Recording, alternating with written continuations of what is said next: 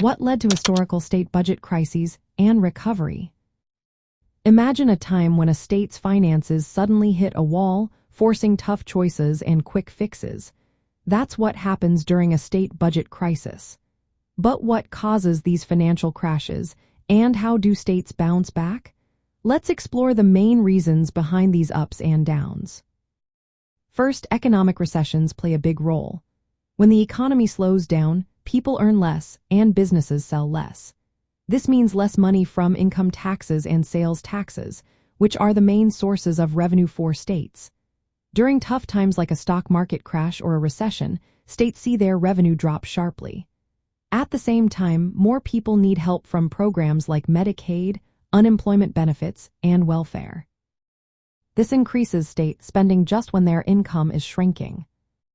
Second, policy decisions about spending can push states into trouble. When governments decide to spend more on education, healthcare, or prisons, they often do so without enough planning for the future. Sometimes, laws requiring states to increase spending or courts order more funding for certain programs.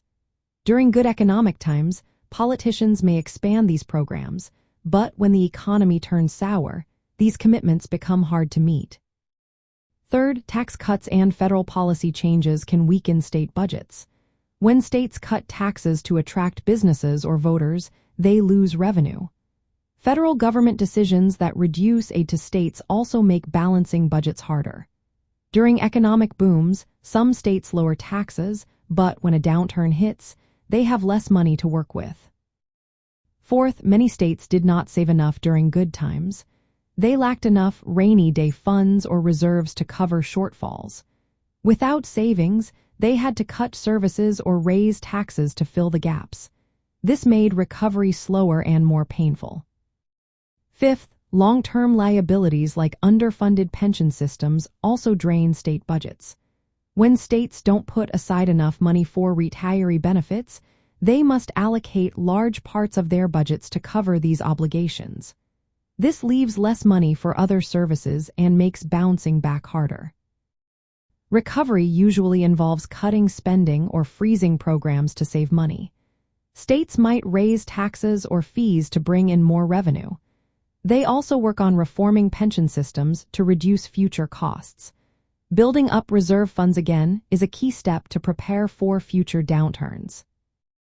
Laws that requiring balanced budgets help prevent deficits but can lead to sharp cuts or tax hikes if not managed carefully.